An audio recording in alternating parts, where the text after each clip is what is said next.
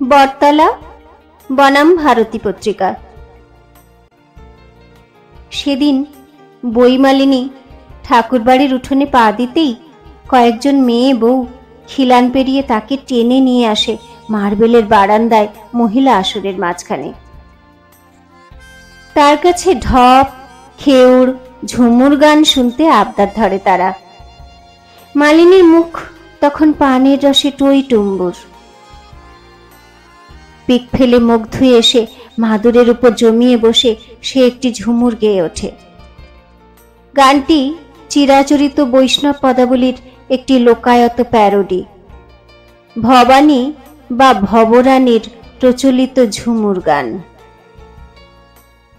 চলো সই বাঁধা ঘাটে যাই, অঘাটের জলের মুখে ছাই, ঘোলা জল পড়লে পেটে, গাটা অমনি গুলিয়ে ওঠে, পেট ফেপে আর ঢেকুর উঠে, হেউ হেউ হেউ। একসময় ভবানী বা ভবরানী নামে এক মহিলার ঝুমুর গানের দল খুব বিখ্যাত হয়েছিল কলকাতায়। তার গান এখনো শুনতে চায় আধুনিক শিক্ষার ছোঁয়া না লাগা অন্তঃপুরের মেয়েরা। সে সময় বিয়েতে ঝুমুরলির নাচ গান খুব চলত। এমনকি গ্রামের বিয়েতে গরুর গাড়ির ওপরে ঝুমুর দলের নাচ হতো। গান শুনে নিস্তরঙ্গ অন্তঃপুরে একটু ঢেউ উঠে। আরেকটা শোনাও বলে মালিনীর গলা ধরে ঝুলে পড়ে রূপা। ঝুমুরের পর মালিনী বলে, এবার তাহলে একটা খেউড় শোনো রূপা রানী। স্ত্রী পুরুষের প্রেমালাপ। শোনো, স্ত্রী বললে, মালিনী সুর টেনে বলে, ওরে আমার কালো ভ্রমর, মধু লুটবি যদি আয়। মেয়েরা ছেকে ধরে। তখন পুরুষ কি বললে? মালিনী হাসি মুখে বলে, আর পুরুষ বললে, কি বললে বলো তো দিদিরা, বোঠানরা। এবার বেশ সুর করে বলে মালিনী। আর পুরুষ বলে, আমি থাকতে চাকের মধু 5 ভ্রমরে খেয়ে যায়। মেয়েরা কেউ কেউ হাসিতে লুটিয়ে পড়ে। বাড়িতে পুরনোপন্থীরা আছেন, কম শিক্ষিতরা আছেন, গরিব আশ্রিতারা আছে, দাসীরা আছে। তারা অনেকেই এ ধরনের ছড়ায় খেউড়ে মজা পায়।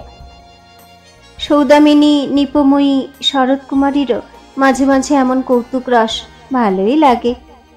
রূপকুমারী তো কৌতুকে উচ্ছল হয়ে চক মেলানো বারান্দার উঁচু উঁচু থামের গায়ে গায়ে ছুটে বেড়ায়। মালিনীর গা ঘেঁষে ওর সঙ্গে গাইবারও চেষ্টা করে। অথচ এসব চলতি গ্রাম্য ভাষায় কোনো পরিশীলনের ছোঁয়া নেই বলে জ্ঞানদার কানে তা রীতিমতো অশ্লীল শোনায়। মকরমুখী রূপোর জাতিতে সুপুরি কাটতে কাটতে তিনি বিরক্তিতে ভুরু কোঁচকালেন। কি শোনাও এসব মালিনী? না আছে কোনো ছন্দ, না স্ত্রী। শহরের বুদ্ধিজীবীরা যখন ভাষা সরস্বতীকে ইতর, অশ্লীল, গেইয়াপনার হাত থেকে উদ্ধার করার জন্য উঠে পড়ে লেগেছেন, তখন এসব মেয়েলি খেউড় শুনে স্বর্ণ খুব রাগ করেন। নতুন বঙ্গদর্শনের পাতা থেকে মুখ তুলে তিনি বললেন, এসব কি হচ্ছে মালিনী? তুমি কত ভালো ভালো সাহিত্য জানো, কত অশিক্ষিতাকে অক্ষর শেখাও, আর সেই তুমি এসব লঘু খেউড় শোনাচ্ছ। শুধু লঘু না, জ্ঞানদা বলেন, রীতিমতো অশ্লীল সব গাইয়া ছড়া। এসব এখানে বলুন না মালিনী। রূপা, ওখান থেকে উঠে আয়, খবরদার ওসব গান মুখে আনবে না। আমাদের ঘরের মেয়েরা ওসব গায় না। মালিনী ক্ষুব্ধ হয়ে ঝাঁপি গুটানোর উদ্যোগ করে বলে, তোমরা না চাইলে বলবো না স্বর্ণ দিদি, কিন্তু এসব ঢপ, ছড়া, খেউড়, কীর্তন যারা চর্চা করে, তোমরা যে তাদের মানুষ মনে করো না, সেটা কি ঠিক? যে মাদুরটার ওপর বসেছ সেটাও তো সেই গায়েরই জিনিস। স্বর্ণ বলেন, আরে ওসব গাইয়া অশুদ্ধ কালচার কি সাহিত্যের শুদ্ধ অঙ্গনে জায়গা পেতে পারে? অনেক পরিশীলনে এই নতুন বাংলা ভাষা তৈরি করেছেন বিদ্যাসাগর, মধুসূদনের মতো লেখকরা। না হলে তো বাংলা সাহিত্য হুতম প্যাঁচার নকশা আর আলালের ঘরের দুলালেই থেমে থাকত। নিপময়ী শুনছিলেন, এখন বললেন, গানের আবার জাত বেজাত কিসের স্বর্ণ ঠাকুরজি? আমার তো সুরে গাইলে সব গানই ভালো লাগে। সেতারে যে সুর বাজে, একতারাতেও সেই সুর। জ্ঞানদা বিস্মিত হয়ে বললেন, সে কি সেজ? তুমি নিজে এত ভালো উচ্চাঙ্গ সঙ্গীতের তালিম নিয়ে এ কথা বলতে পারলে? গানের জাত থাকবে না? সেতার আর একতারা কি এক হলো? বটিতে ঝিঙে শিরা ছাড়াতে গিয়ে নিপময়ীর আঙুলগুলো তখন তরকারির রসে মাখামাখি। আঁচলে আঙুল মুছে তিনি বললেন, হ্যাঁ, আমার তো কোনো অসুবিধে হয় না ঢপ খেউর শুনতে। ওর মধ্যেও মানুষের প্রাণের ভাষা আছে, লোকায়ত জীবনের রস আছে। গায়ে সরময়দা মাখছিলেন শরৎ কুমারী, তিনিও মুখ খোলেন, হ্যাঁ, আমারও কিন্তু খারাপ লাগে না মেজ বৌঠান। মালিনীর কাছে এসব গান শুনে গ্রামের সহজ জগৎটাকে দেখতে পাই। মালিনীর গোমরা মুখ অবশ্য সহজ হয় না।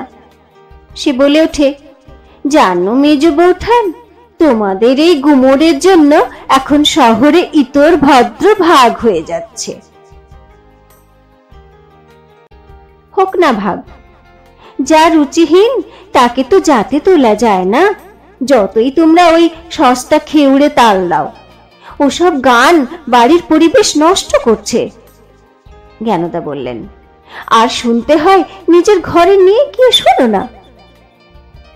নিপময়ী স্পষ্টতই বিরক্ত হন জ্ঞানদার কথায়।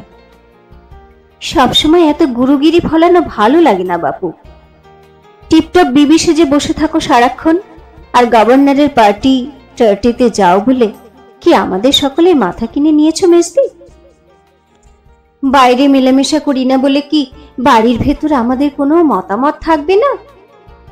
এখানে তোমার যত দাবি আমারও ততটাই। তোমার সঙ্গে আমার মতে মিলবে না সেজ, জ্ঞানদা বলেন, কিন্তু তাই বলে ইতর রসে আমার আপত্তি তো আমি গিলে ফেলতে পারি না। তার নাকে হীরের ফুল রাগে ঝলকিয়ে ওঠে। বইমালিনীর রূপোর পায়জোড়ো রাগ করে ঝমকায়। সে বলে, দেখো মেজ বৌঠান, তোমাদের এসব গান বাজনা, সাহিত্য চর্চা, পোশাক, স্ত্রী শিক্ষা ও স্বাধীনতার হাওয়াকে ওরা ঠাট্টা করছে। আবার ওদের চিরকেলে ছড়া, গান, খেউড়, যাত্রাপালার ভাষাকে তোমরা এক ফুঁয়ে উড়িয়ে দিতে চাইছো। দেশের দুর্দিনের কোথায় ইংরেজের বিরুদ্ধে একজোট হয়ে লড়বে, তা না নিজেরা লড়ে মরছ। এটা কি ভালো হচ্ছে স্বর্ণ দিদি? কথাটা ঠিক। ইদানিং শহরে ভদ্র ও ইতর সংস্কৃতির শ্রেণীর লড়াই বেশ জমে উঠেছে। গ্রাম থেকে আসা মানুষদের সঙ্গে শহরে ঢুকে পড়েছে গ্রাম্য রসের যাত্রা, কথকতা, পাঁচালি, ঢপ খেউড়। শহরের ধনী ঘরের বারবাড়িতে আর অন্তঃপুরে একসময় আমোদের খোঁজে এদের ডেকে আনা হতো, কিন্তু এখন সেই ঝাঁঝালো বাংলাকে হঠিয়ে জায়গা নিচ্ছে সংস্কৃত ভাষা উচ্চবর্গের বাংলা। এই লড়াইয়ে কেউ কাউকে সইতে পারছে না। মালিনী স্বর্ণকে সাক্ষী মানতে চায়, কিন্তু তিনি কোনো সাড়া দেন না। বরং জ্ঞানদা আবার বলেন, ওই যে তোমাদের কাঁড়া দাস না কে একজন আমাদের নিয়ে ঠেস দিয়ে গান বেঁধেছে, কি অসভ্য সব কথা, ইতর লোকে তা নিয়ে ধেই ধেই নৃত্য করছে। এগুলোকে সংস্কৃতি বলছো মালিনী? ছি! কোন গানটা বলছো মেজ বৌঠান? মালিনী অবশ্য জানে উচ্চবর্গের মেয়েদের আচার আচরণকে শ্লেষ করে লেখা কাঁড়া দাসের একটি গান খুব জনপ্রিয় হয়েছে সম্প্রতি। ওই যে ওই গানটা জ্ঞানদাকে খেপাতেই যেন সে গেয়ে ওঠে।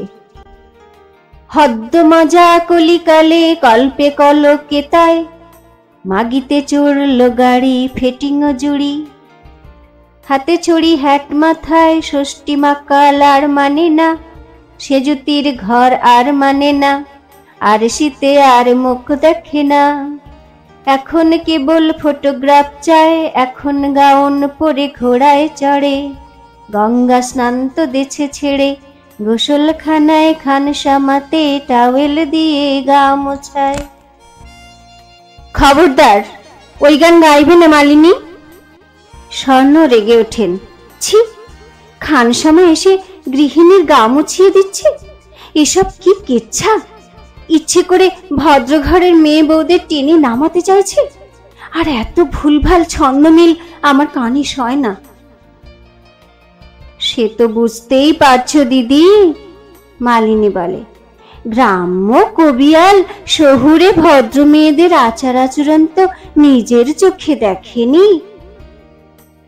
কিছুটা শুনেছেন, বাকিটা কল্পনা করেছেন। একটু নির্মল ঠাট্টা করতে চেয়েছেন বই তো নয়। পুরুষের রচনায় মেয়েদের মুখ চিরদিনই কল্পনার ঘুমটায় ঢাকা থাকে, এও সেই রকম। খান সমাজে মুসলমান বাড়িতে রান্না করে তা না জেনেই বোধহয় কবিতাকে দিয়েছেন চান ঘরে হিন্দু বা ব্রাহ্ম গৃহলক্ষ্মীর গা মোছানোর ভার। তুমি আর ওদের হয়ে সালিশি করো না মালিনী। এসব শুনে জ্ঞানদা স্বাভাবিকভাবেই রেগে যান।